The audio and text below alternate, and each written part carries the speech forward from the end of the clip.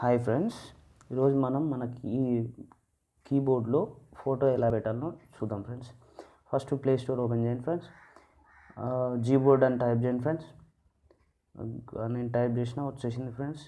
ఇలా వస్తుంది, ఇన్స్టాల్ చేసుకోండి లేదంటే అప్డేట్ చేసుకోండి.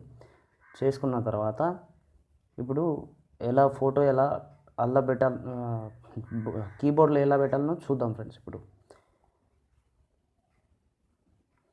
మెసేజింగ్ ఓపెన్ చేస్తున్నాం ఎందుకంటే మనకు కీబోర్డ్ ఓపెన్ కావాలి కదా ఫ్రెండ్స్, అందుకని ఓపెన్ చేసిన.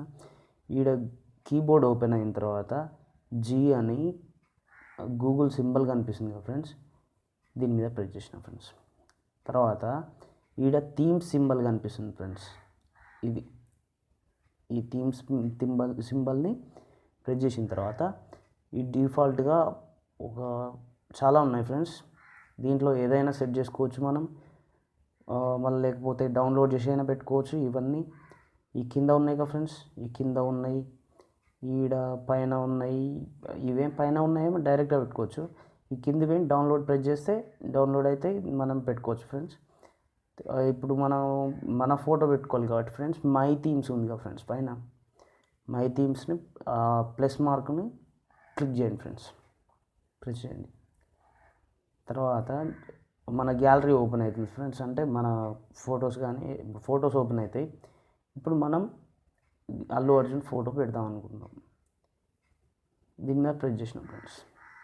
ప్రెస్ చేసిందంటే సైజ్ అడుగుతుంది.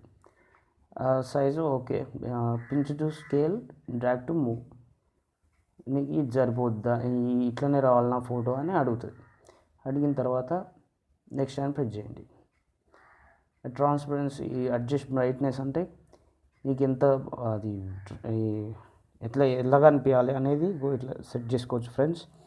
ఇట్లా సెట్ చేసుకుంటే కథ మీకు తెలిసిపోతుంది, ఇంత అయితే సరిపోద్ది అని మీకు ఎప్పుడు అనిపిస్తే ఇట్లా పెట్టుకోండి ఫ్రెండ్స్.